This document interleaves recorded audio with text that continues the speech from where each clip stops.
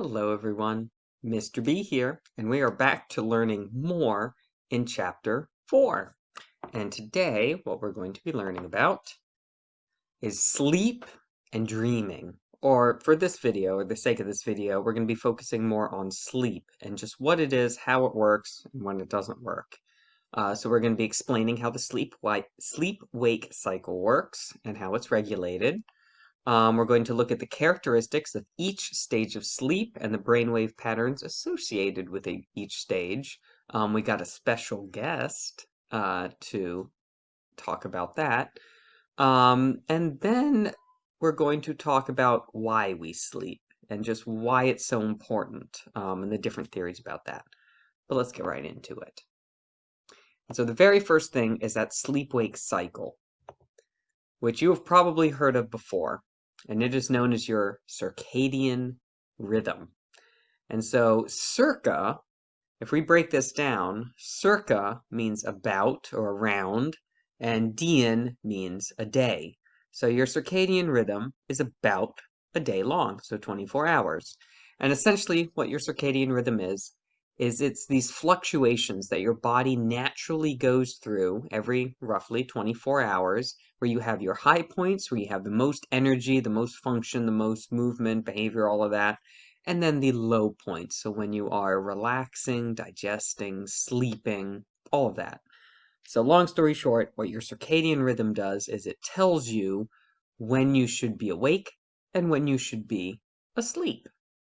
And when we look at the psychological function and the physiological function of it, the area of the brain that helps to control the timing of our circadian rhythm is known as the suprachiasmatic nucleus, or the SCN.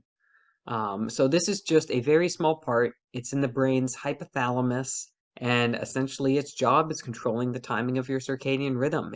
It tells the rest of your body essentially when it's time to be awake and when it's time to get sleepy and go to bed. So it's our biological clock. It also tells our body when to secrete stuff like melatonin to help make us, go to sleep. And sometimes our circadian rhythm can get a little off. So there are some disruptions that can happen to our circadian rhythm. The two main ones are jet lag and shift work.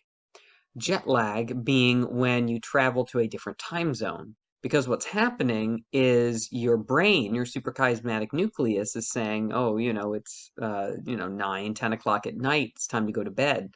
Time to get sleepy. But the rest of your body that's interacting with the world and, bringing in all those sensations is saying, it's still light out. It's not 9 or 10 o'clock. And so it can cause a lot of difficulties when you're getting those different messages.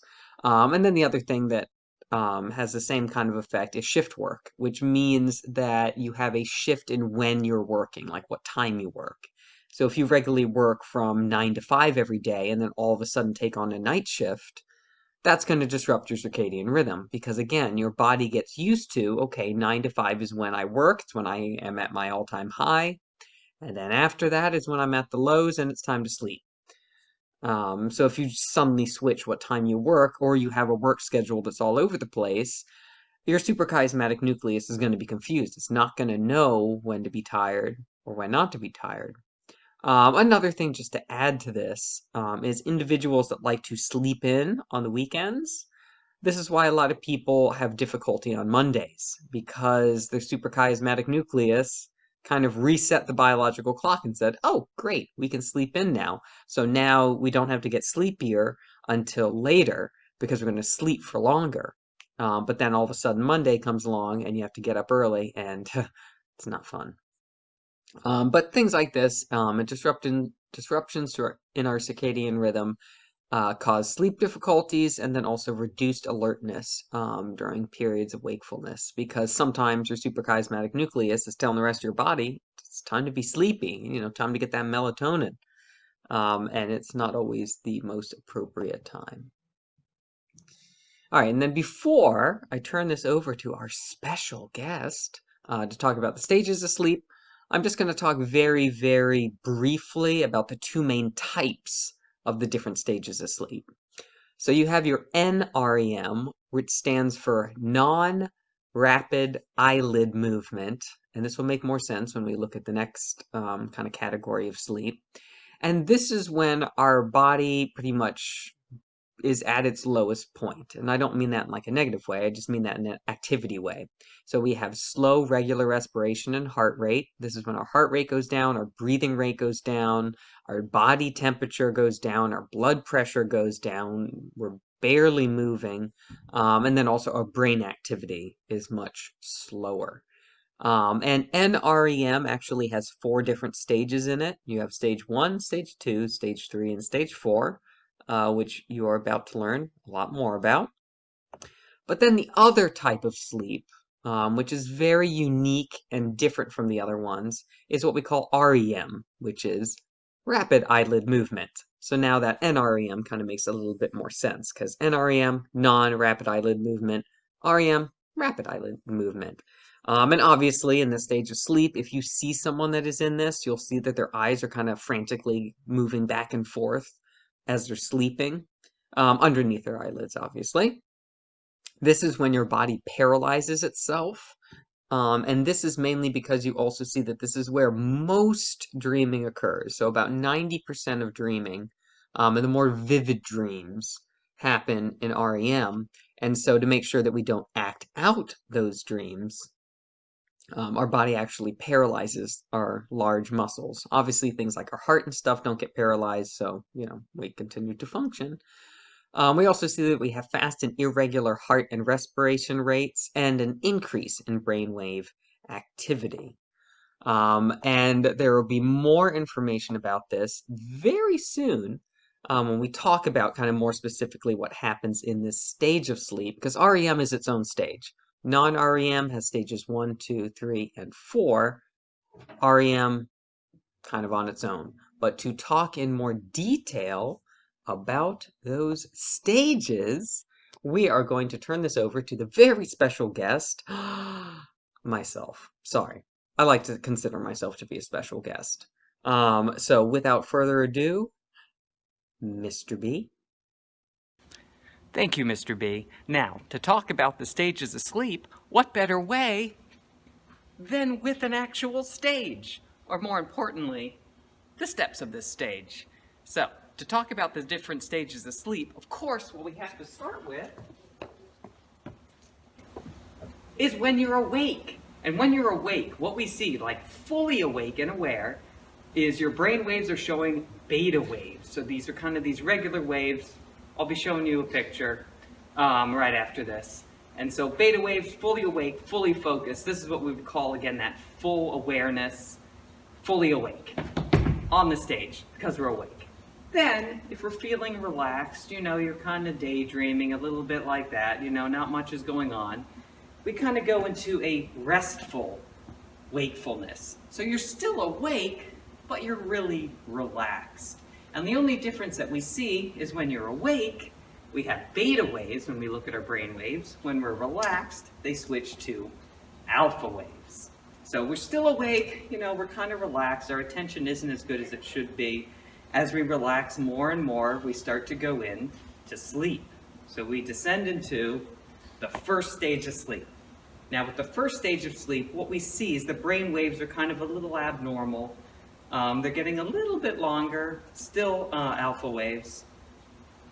And one thing to remember is when you're in the first stage of sleep, it's like you're awake. You're in the first stage of sleep, but you are very, very much aware of your surroundings. Because remember, this all has to do with consciousness. And when we are fully aware, fully focused, we are the most conscious. When we're relaxed, we're still, of course, aware of our surroundings, but not as much. We're not really focusing on anything. When we go into the first stage of sleep, we are still very much aware of our surroundings, and this is where a lot of car accidents happen. Because people think they're awake while they're driving, but actually, they're in the first stage of sleep. So that's the first stage of sleep, relaxing more and more. Now we go into the second stage of sleep. Now, there's an interesting thing that happens in the second stage of sleep.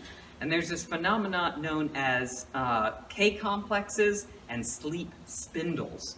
And it's when you look at the brain waves, you suddenly see like they're really close together. I'll show a picture of that now.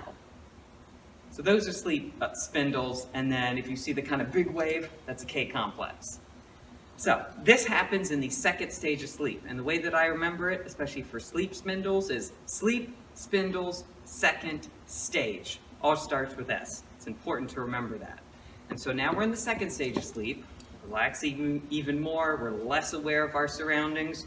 We go into the third and fourth stage of sleep. Now, the third and fourth stages of sleep are very, very similar. And what happens is your brain waves go from being alpha waves to delta waves. So these are these much longer waves, which I will show here. So there we go. That kind of shows delta waves. And the only difference between stages 3 and 4 of sleep is in stages 3, you see less than 50% of the time delta waves. In stage 4, you see more than 50% delta waves. Now, another thing that's important about the third and fourth stage of sleep, especially that fourth stage, which essentially would be here, but we're kind of combining them, this is the deepest level of sleep. This is where it is the hardest to wake someone up, when they're in that third and fourth level of sleep. Have I said, though, anything about REM or dreaming? I haven't. And this is because we're not done yet. So to reiterate, you're fully awake, then you're relaxed, then you're in the first stage of sleep, the second stage of sleep, the second and third stage of sleep. Now you are out. Now this is what's happening throughout the night. Fully asleep, third and fourth stage. Now you're creeping back into that second stage of sleep. Hang out there for a little while. Go back to the first stage of sleep, hanging out there for a little while, but then REM. Now, if you remember, over here is when you're awake. REM is on the same stage. So when you are in REM, when you are where most dreaming occurs, your brainwave activity is very, very similar to being awake. In fact, it's identical. And some of the ideas of this is you're having dreams and stuff, so stuff is happening in your mind. So of course your brain is more active. You've gone back to those beta waves. But this is how sleep works. So now we're in REM, we're having some dreams. It's still throughout the night. Now we go back into that first stage of sleep, second stage of sleep. You're back to the third and fourth. Remember, this is the deepest level of sleep. A lot of people think that the way that dreaming works is you just go into a deeper level of sleep and then you sleep for the rest of the night. No. It happens in waves. And then as night goes on, you spend less time in the deep level of sleep and more time up here in REM. So those are the stages of sleep. So to reiterate one last time, we got wakefulness, those beta waves, relaxed with those alpha waves, got that first stage of sleep, got that second stage of sleep, those sleep spindles, third and fourth stage of sleep, which is the hardest to wake you up. Then you start to come out of it, you go to that first stage of sleep, REM. Then, after you've been here for a little while, back to first stage, back to second, back to third and fourth, but you don't spend as much time, back to first, back to REM. You spend more time now in REM.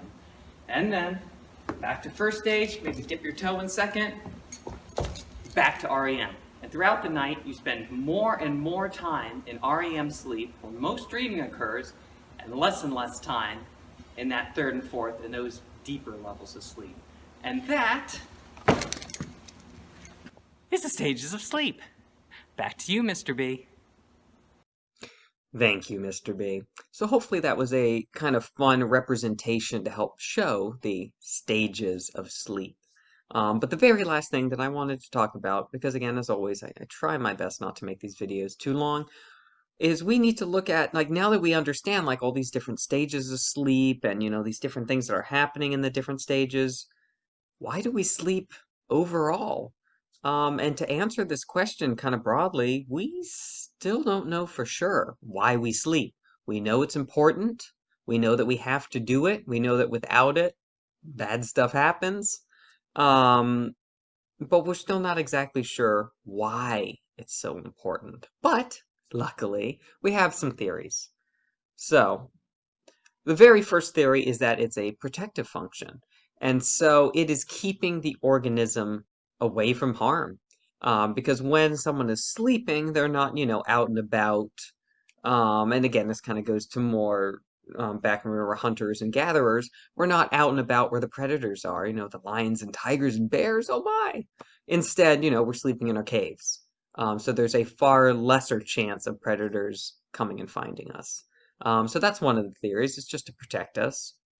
Another one is that it helps to conserve energy. So as we mentioned, especially when you're in those NREM stages, the stages 1, 2, 3, and 4, our body is at its kind of lowest point. We're breathing slower, our heart rate's slower, our body temperature slower. And because everything is slowed down, it takes less energy. So one of the ideas is that that's why we sleep. It's just to conserve energy.